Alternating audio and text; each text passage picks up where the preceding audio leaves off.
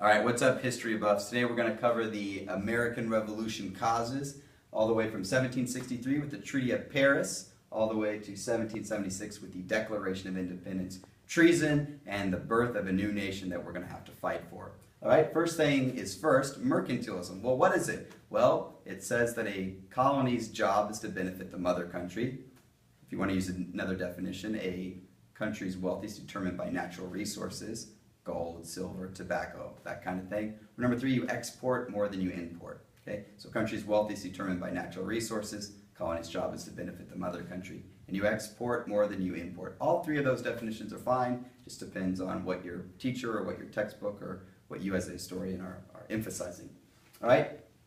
First things first, salutary neglect is going to be over. Proclamation of 1763 said that the colonists can't move west. Why? Well, because of Native American attacks. Pontiac's rebellion's going on at this present moment.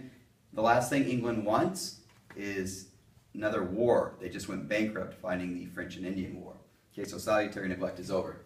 All right, moving over here to the Sugar Act. Well, how are they going to pay for that war? Well, they're going to tax the colonies. And keep in mind, it's not the tax that upsets the colonies. It's the tax without consent. That's the key word. Tax without consent.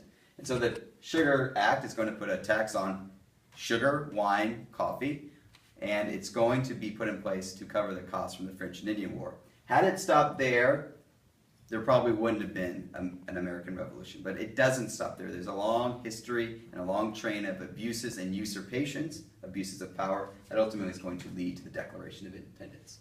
Okay? At the same time that the Sugar Act is happening, there's something called the Currency Act. Before salutary neglect ended, basically what happened was that sometimes the colonies didn't have enough money. England didn't send enough British pounds over, so they printed their own money. And they're making lots of money. So England was making money, the colonies were making money, they were getting along fine. Until England goes bankrupt, and Ben Franklin's over in England, and the king asked him, "Hey Ben, how are the colonies? How's your homeless rate?" And Ben's like, "There is no homelessness." And he's like, "Well, how's your economy?" He's like, "It's doing great." And that seems the exact opposite of mercantilism. A colony is supposed to benefit the mother country, and they're both supposed to kind of prosper from that. But the colony getting rich and the mother country not getting rich, that doesn't work. And so that system is going to end. What happens is that the economy goes into free fall. If you read a lot of the primary sources, a lot of the founding fathers state this as the most important cause of the American Revolution.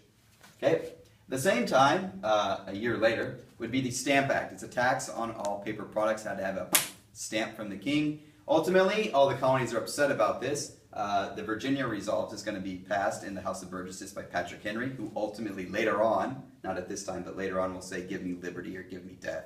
But at the present time, he has these resolutions passed that basically say, look, we are English people, we have rights, and they're being violated because we didn't give our consent for this. Okay? Stamp Act Congress gets in New York, and they say the famous no taxation without representation. Okay, they also draft a letter to the king called the Declaration of Rights and Grievances. They send it over to the king, he laughs at it, throws it in the fire, and basically ignores the colonies. Because what he says is, you are being represented. It's called virtual representation. Sure, you don't have a senator or a representative in Parliament from, Massachusetts or Maryland, but they do what's best in the colonies and the British Empire's interest. So they work for all of the English Empire. And so the colonies don't really like this very much, and rightfully so. They're used to governing themselves, not being told what to do. Okay? Remember, it's not about the tax, it's about how the colonists feel about the tax. Well, what happens in the meantime? Well, you've got the Sons of Liberty. If you look down here, this is their flag. Should look pretty familiar. The Sons of Liberty start all kinds of riots and protests and boycotting. Tarring and feathering happens to tax collectors. They torch the governor's house. It's bad, bad, bad. Okay? Well, what happens? The Declaratory Act. The King of England and Parliament agree that the taxes should go away because the merchants are losing money. So they say, you know what, this Stamp Act has got to go, and it goes away. But it says that the taxes can come back any time that Parliament or the King wants them to come back. Well, guess what happens? Charles Townshend comes in, becomes head of the currency for the British Parliament, and ultimately he says, all those taxes have got to come back. I mean, we're losing lots of money here. Why did we cancel them in the first place? Because a ragtag group of rebels didn't want to pay their taxes? This is unacceptable. So what happens is all taxes on imports happens, especially the tax on tea, and you have boycotting, there's tarring and feathering all over again, And so this time, the King of England is going to have to send troops. He's like, I'm not going to take it away this time. It's staying in place. What happens is those troops come over, they start taking people's jobs, they start being quartered in people's homes. It's not very popular. Ultimately, you have a riot break out outside the customs house. People take snowballs and throw them at the officers. Officers are told not to fire, but of course they do.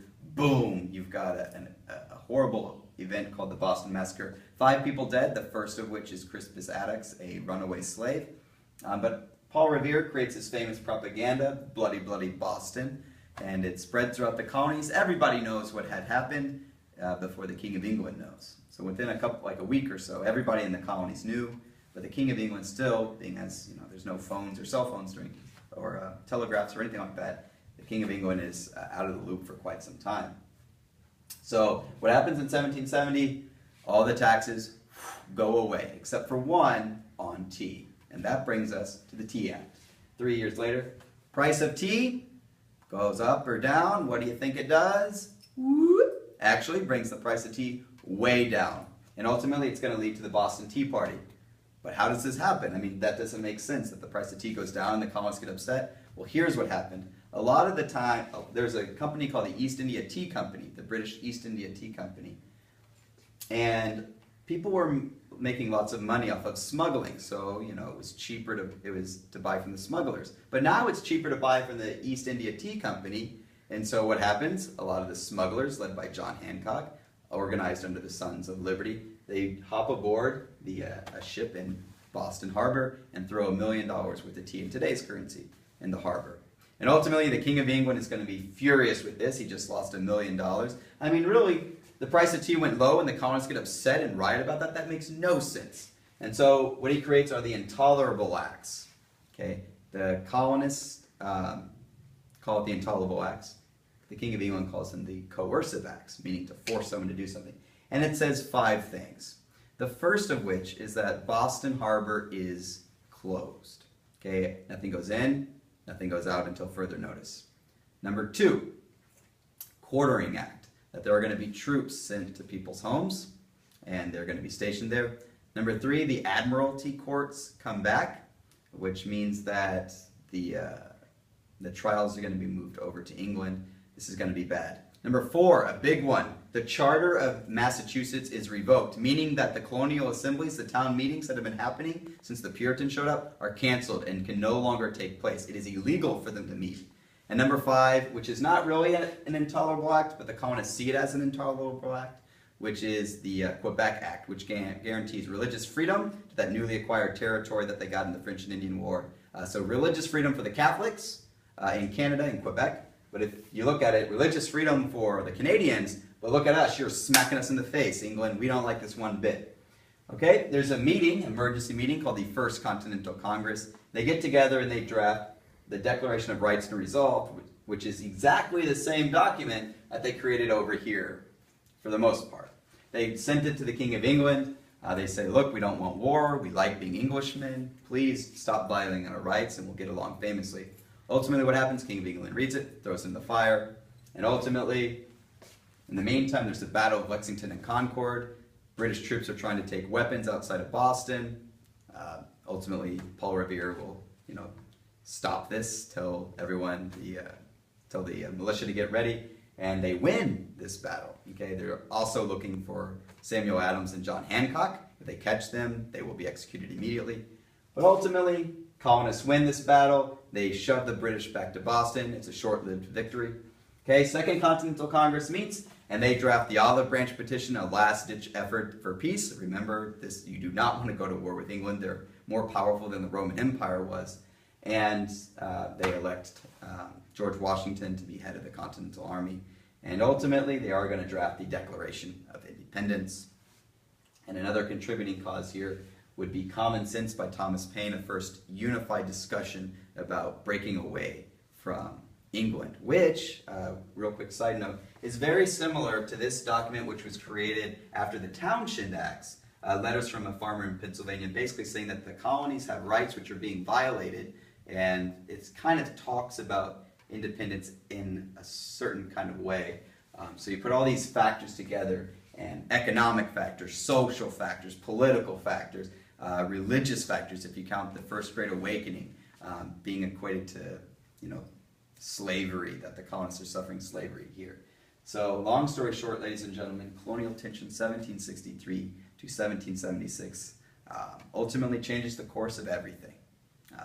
Have a good day and study those notes.